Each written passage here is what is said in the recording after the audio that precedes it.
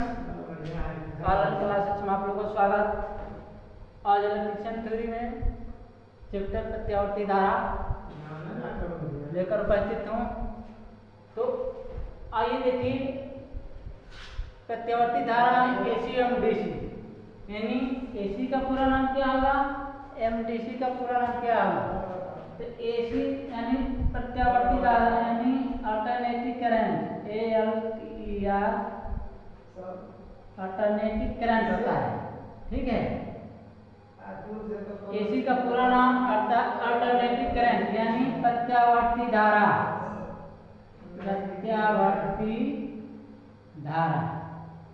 ठीक, इसकी परिभाषा ये होगा कि वह विद्युत राशि जिसका मान व दिशा दोनों समयानुसार बदलता रहता है, जिसका मान और दिशा दोनों समय के अनुसार चेंजिंग होता रहता है, इन्हें परिवर्तित होता है, इन्हें बदलता रहता है, उसे प्रत्यावर्ती धारा कहते हैं। ठीक है, जैसे में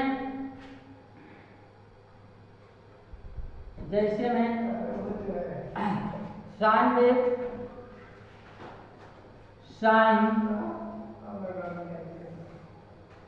वेव स्क्वायर वेव एम सात टूथ। ठीक है, ये जो है इसकी जो है उदाहरण है। तो ये रहा आपका प्रत्यावर्ती धारा, यानी जिसका मान और दिशा दोनों समय अनुसार चेंजिंग होता रहता है, उसे एसी करंट कहते हैं। ठीक, अब अगला मिलेगा आपका डीसी। डीसी किसे कहते हैं, वह प्रत्यावर्ती धारा जिसका मान और दिशा दोनों नियत रहता है, नियत यानी कांस्टेंट होता है। ठीक है, नियत होता है, जिसका मान और दिशा दोनों नियत होता है, उसे डीसी कहते हैं। जैसे में इलेक्ट्रोप्लेटिंग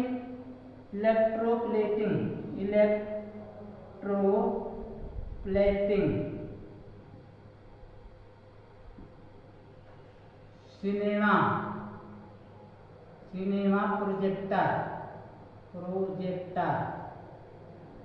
इत्यादि। ठीक है, तो अब जो है ये रहा आपका एसी एवं डीसी, अल्टरनेटिंग करंट एवं डायरेक्ट करंट। अब आगे मिलेगा एसी और डीसी में क्या अंतर है, यानी दोनों में क्या क्या अंतर होता है, एसी एवं डीसी। ठीक है, तो एसी वो धारा है जिसका मान और दिशा दोनों समय के अनुसार चेंजिंग होता है, उसे एसी कहते हैं। डीसी जिसका मान और दिशा दोनों नियत होता है, यानी कांस्टेंट होता है, यानी शून्य होता है, उसे डीसी कहते हैं। दूसरा नंबर है आपका कि एसी की फ्रीक्वेंसी यानी आवृत्ति, एसी की आवृत्ति 50 हर्ट्ज होता है, एवं डीसी की फ्रीक्वेंसी यानी डीसी की आवृत्ति 0 होता है। ठीक, अगला पॉइंट है कि एसी परिपथ में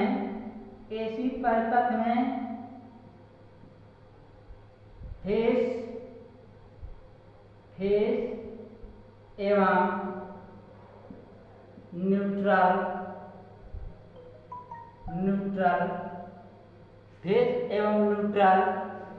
के नाम से जाने जाते हैं। ठीक, नाम से जाने जाते हैं, तथा इसमें डीसी में पॉजिटिव यानी धनात्मक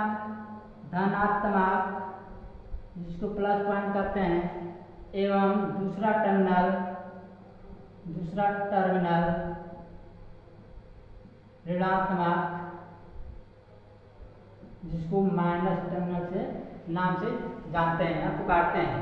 ठीक है, अब आगे मिलेगा इसी में कि एसी की जो है पावर होती है VI cos फाइव एवं इसका भी P बराबर VI का स्थाई यानी दोनों का सम होता है। तो ये रहा अंतर। AC हम DC में अंतर क्या क्या अंतर होता है।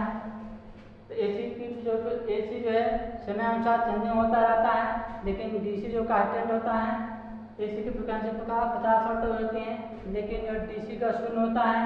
AC परिपथ में फेज और न्यूट्रल टर्मिनल के नाम से जाने जाते हैं, टर्मिनल के नाम से जाने जाते हैं, लेकिन DC में पॉजिटिव यानी धनात्मक, दूसरा टर्मिनल ऋणात्मक के नाम से जाने जाते हैं।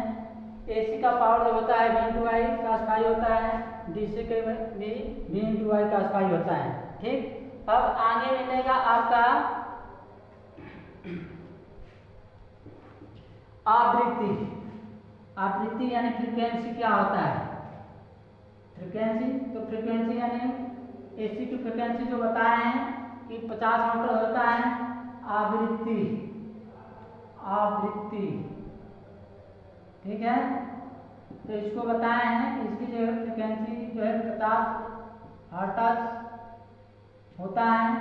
किसका, AC का, ठीक है। ये भी पूछा जाता है कंपैरिजन वगैरह में कि AC का कितना होता है, DC का कितना होता है। तो AC का 50 हर्ट्ज होता है, DC का जो है 0 होता है, कांस्टेंट होता है, ठीक है। तो इसकी जो परिभाषा होगा प्रति सेकंड जितनी साइकिल जो है एक पूरे चक्र में जो है पूरा करता है, उसे जो है आवृत्ति कहते हैं, ठीक है। एक सेकंड में जितनी साइकिल बनती हैं उस साइकिल को जो है आवृत्ति कहते हैं। इसकी आवृत्ति यानी फ्रीक्वेंसी जो है 50 हर्ट्ज जो है माना जाता है, ठीक। अब आगे मिलेगा RMS value. RMS value RMS, ठीक है। इसका पूरा नाम होगा कि root mean square. Root mean square यानी हिंदी में होगा वर्ग माध्य मूल्यमान, ठीक है। वर्ग माध्य मूल्यमान RMS वैल्यू यानी वर्ग माध्य मूल्यमान का मान कितना होता है। तो इसका मान होता है 0.707, ठीक है। V यानी RMS में वर्ग माध्य मूल्यमान का मान होता है 0.707। अब आगे मिलेगा औसत मान। औसत मान, ठीक। इसका मान होता है 0.637, ठीक है। अब आगे मिलेगा आपका 3 नंबर है कि फॉर्म फैक्टर यानी रूप गुणांक, जिसको कहते हैं फॉर्म फैक्टर, ठीक है। तो फॉर्म फैक्टर किसे कहते हैं।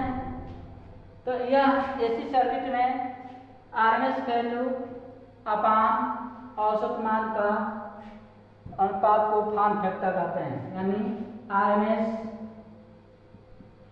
अपान औसत मान के अनुपात को औसत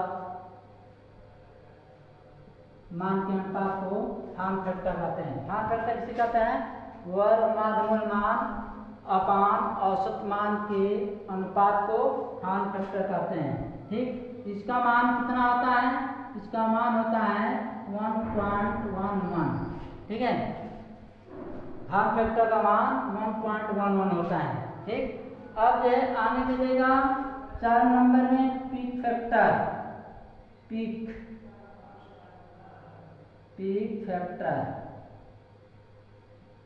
फैक्टर किसे कहते हैं। वह प्रत्यावर्ती राशि जिसका RMS मान एवं उच्चतम मान के अनुपात को पीक फैक्टर कहते हैं। यानी अधिकतम मान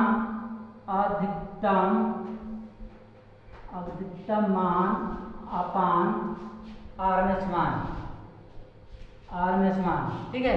RMS मान यानी RMS यानी रूट मीन स्क्वायर वर्ग माध्य मूल्यमान, ठीक है।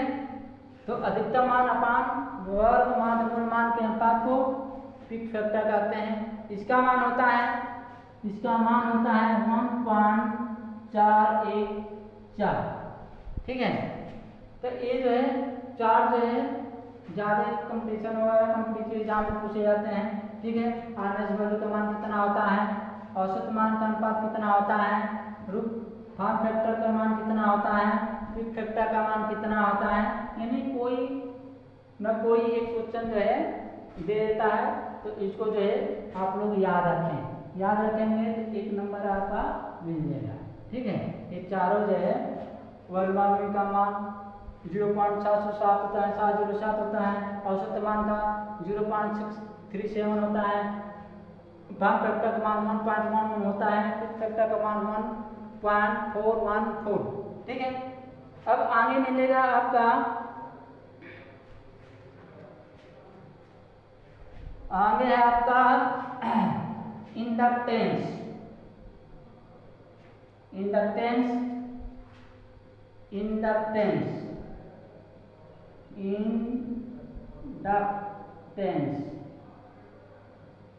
ठीक है, इंडक्टेंस क्या चीज होता है कि परिपथ में क्वाइल का वह गुण जिसके द्वारा यानी विद्युत वाहक बल उत्पन्न होते हैं। ठीक है, परिपथ का वह गुण जिसके द्वारा क्वाइल में ईएमएफ यानी विद्युत वाहक बल उत्पन्न होते हैं उसे इंडक्टेंस कहते हैं। जिसको एल से जो है प्रदर्शित किया जाता है। ठीक, इसकी इकाई होता है या मात्रक होता है। इंडक्टेंस का जो मात्रक होता है हेनरी, इसे भी वीडियो में बता चुके हैं, हेनरी होता है। ठीक, यही अगर रिएक्टिव इंडक्टेंस का रिएक्टिव यानी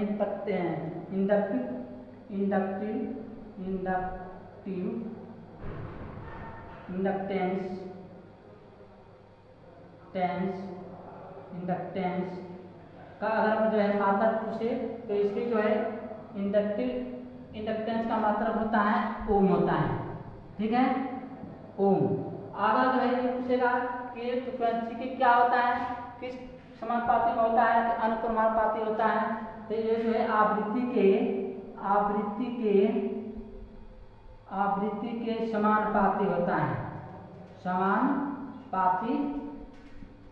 है। ठीक है, अब इसी में आ जाएगा कि इंडक्टिव रिएक्टेंस 3 तरह के पैरामीटर होते हैं, रेजिस्टिव, इंडक्टिव और कैपेसिटिव। तो इसमें जो है धारा वोल्टेज क्या क्या होता है इंडक्टिव में, तो इसमें जो है धारा वोल्टेज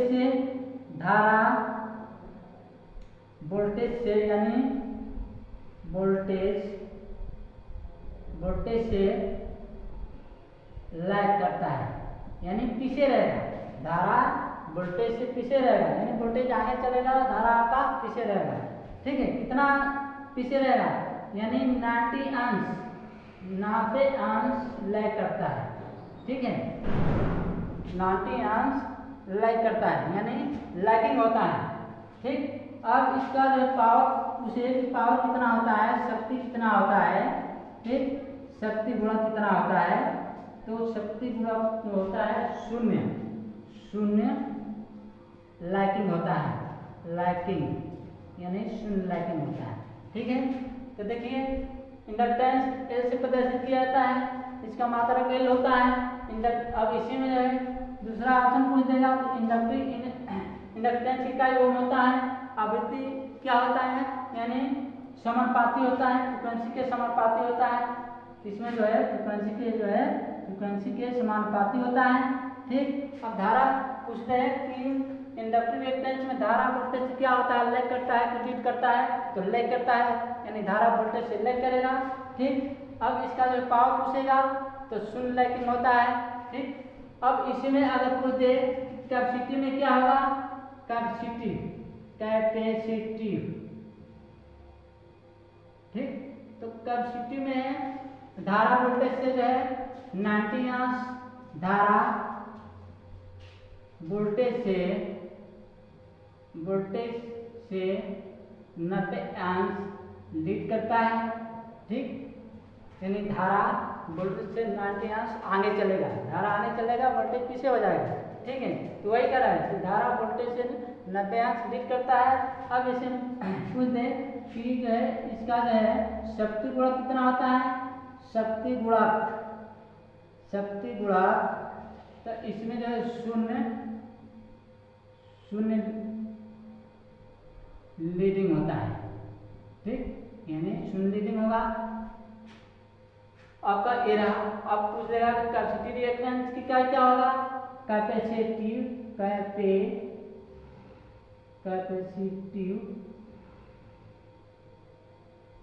रिएक्टेंस की इकाई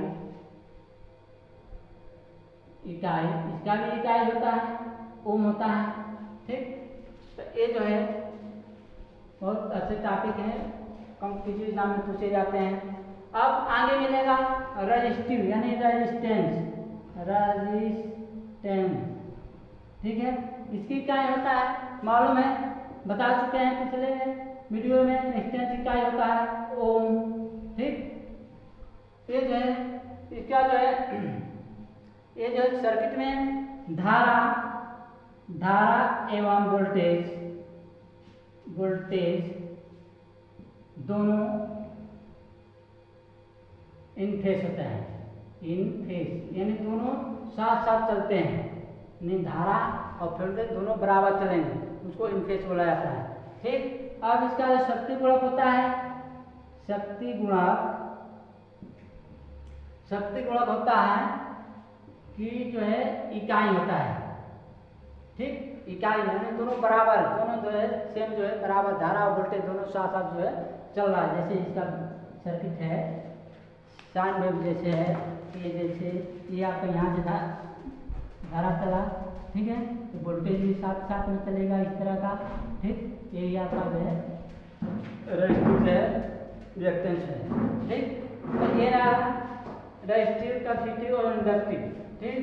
तो तीन पैरामीटर होते हैं जो बहुत ही इम्पोर्टेंट है, ठीक।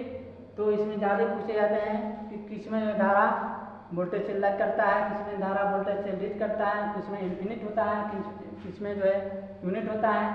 तो रेजिस्टिव में यूनिट होता है, इंडक्टिव जो है लैग करता है और कैपेसिटिव में लीड करता है, ठीक। तो अब आगे मिलेगा आपका आगे जैसे है कि अब अगला पॉइंट है कि इंडक्टेंस,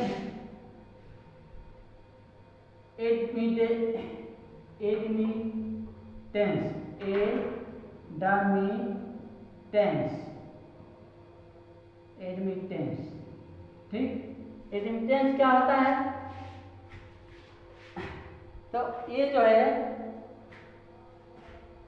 रिएक्टेंस का उल्टा एडमिटेंस यानी इम्पीडेंस का उल्टा